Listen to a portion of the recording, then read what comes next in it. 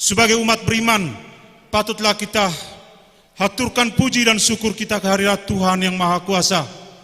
Karena atas cintanya, kita dipersatukan dalam kondisi sehat walafiat, walaupun dalam masa pandemi COVID-19.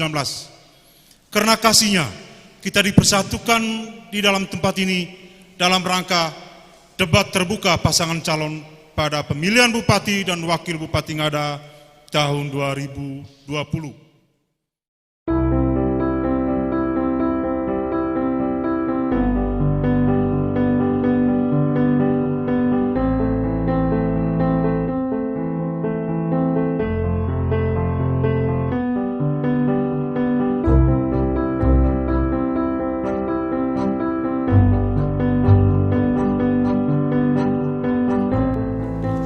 Saya sangat berbangga Bapak Paulus dan Pak Greg untuk lanjutkan. Tentu kami yang muda ini banyak belajar kepada yang senior. Saya ingin bertanya sedikit saja, Bapak Paulus yang saya hormati. Ini untuk yang pertama, tentu sebagai mantan Ketua DPR, kita terakhir tuh bahwa urusan Bank NTT yang kurang lebih 14 miliar lebih, saya mau tanya sampai hari ini seperti apa tindak lanjutnya, supaya jangan sampai kesannya kita sudah WTP tapi WTP-nya semu. Informasi saya dapatkan dari pihak Direktur Bank NTT minta kita harus ada proses hukum. Ya, hal disampaikan ini saya menganggap sebagai sebuah kasus. Tentunya penanganan juga sifatnya kasuistik. Kita tidak bisa menyelesaikan dengan hal-hal yang berlaku pada umumnya. Betul Pak Helmut, kita sama-sama nih lelah, capek urus soal Bank NTT. Tapi ini tetap menjadi tekad untuk harus segera kita selesaikan. Ini uang rakyat. Tapi saya mohon waktu, karena tanggal 6 Desember saya masuk kembali sebagai Bupati. Saya mohon waktu untuk segera kita tindak lanjuti. Mudah-mudahan dalam waktu dekat bisa diselesaikan. Saya mohon doanya, terutama dari paket hebat. Ini juga sebenarnya pertanyaan informatif sebenarnya dari sebuah anak nih, bukan. Ini saya minta komentar, apakah punya peluang tidak ya untuk bisa menaikkan ini? Saya kira tergantung dari pemimpinnya. Pemimpinnya berani dan mau tidak. Tapi kalau kita masih mau daftar-daftar saja, tidak akan terjadi. Ya, paling tidak sudah memberikan informasi berkaitan mengenai tema kita dan juga subtema kita. Nah, termasuk juga klarifikasi supaya tidak ada dusta di antara kita. Kira-kira tadi bagian itu terakhirnya. Tapi saya pikir tekad itu harus menjadi tekad kita bersama. Dan kita sudah mulai. Tadi disampaikan tadi dari awal-awal, semua ini pemain semua di depan, ini anak pemain sudah tahu, kamu tahu, jadi tidak usah kita ya. Saya kira kita saling memahami, kita sudah bekerja sama. Dari pengalaman, fakta empiris, dari yang sudah dilakukan selama ini, ternyata ada yang sudah berhasil, ada yang belum mencapai target, ada yang belum. Yang sudah dilakukan ada yang baik, tetapi ada juga yang belum baik. Tentu ini ada something di balik itu. Dengan kondisi seperti ini, kita jangan pernah berharap terjadi inovasi pemerintah di Kabupaten Ngada, terjadinya transformasi pemerintah Kabupaten Ngada. Karena itu ada pikiran penting dalam paket kredo sebagai tesis kami berpikir adalah, kenapa di daerah lain sumber daya alamnya miskin, tetapi mengapa mereka bisa maju? Hari ini kita tidak bisa kerja rutin-rutin saja. Kita tidak bisa kerja datar-datar saja. Kita harus memiliki excellency, memiliki keunggulan. Saya langsung saja, kecondongan manusia kita lebih banyak menggunakan atau mengambil daripada memberi. Saya kira itu saja. Saya kembali.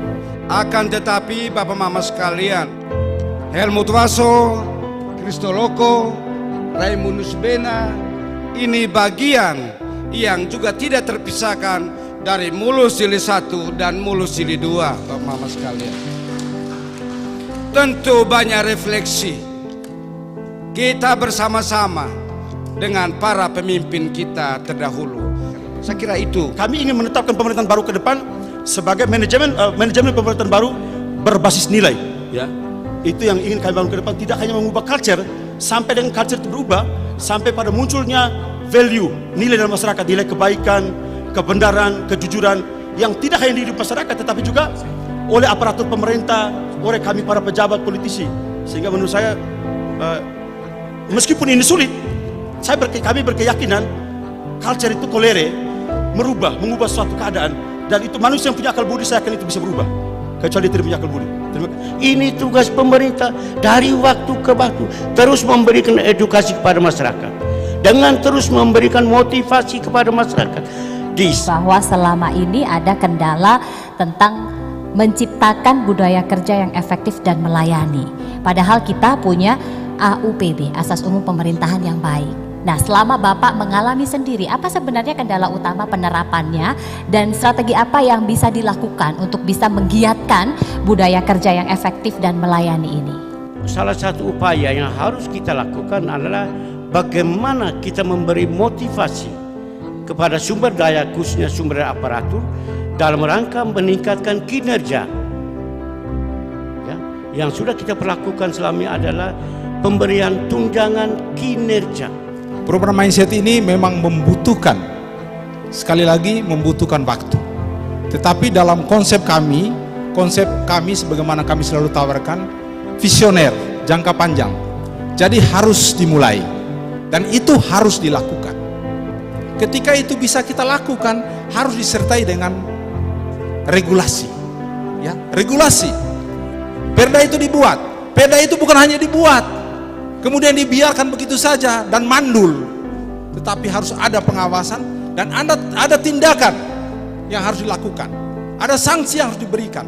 Nah, tentunya harus diberikan batas waktu, ada proses sosialisasi, ada proses waktu untuk memberikan masyarakat bisa memahami hal tersebut. Skema perubahan, percepatan reformasi birokrasi ini harus dimulai dari bagaimana rekrutmen para pemimpin itu sendiri, pemimpin instansi, pemimpin dinas. Ini yang menjadi ujung tombak.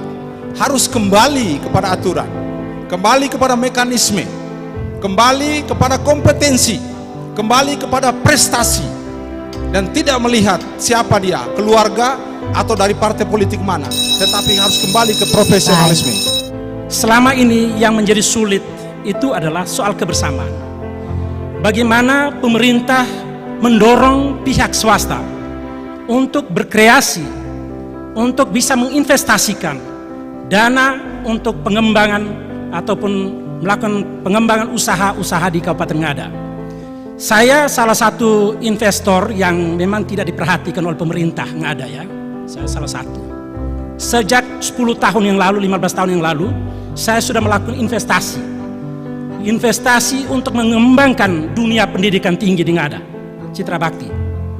Di sini ada hal yang menarik di sana, bahwa ketika kita melakukan investasi di bidang itu, banyak masyarakat kemudian mulai mengembangkan usaha-usaha sampingannya, usaha-usaha kos-kosan, usaha-usaha rumah makan dan lain-lain. Kenapa? Karena ada orang yang membeli, ada orang yang datang ke sana dan kemudian kuliah di sana. Dan hal ini akan memicu pertumbuhan ekonomi, percepatan pertumbuhan ekonomi untuk banyak orang yang hadir di tempat itu. Ini daerah pertumbuhan ekonomi baru yang saya coba kembangkan dan puji Tuhan sampai hari ini masih ada.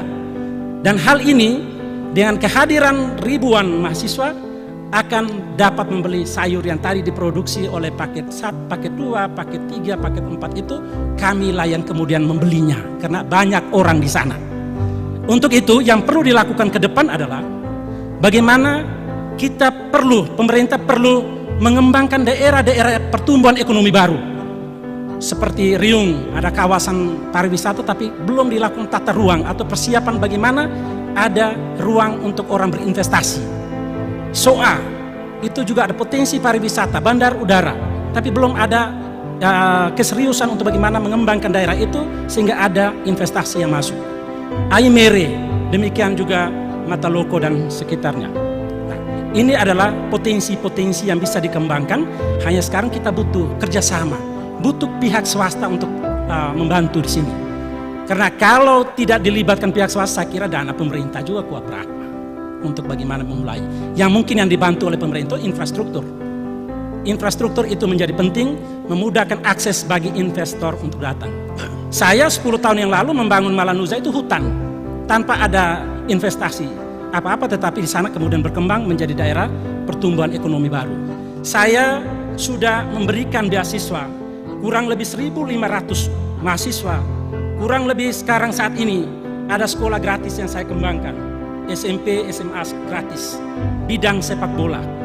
Jika ini kemudian dilakukan ke depan dengan inventarisasi zonasi usaha, maka saya kira investasi kita akan jelas. Kita bisa bekerja dengan lembaga-lembaga luar, LSM untuk bisa memberikan dana-dana untuk bagi pengembangan pemberdayaan masyarakat.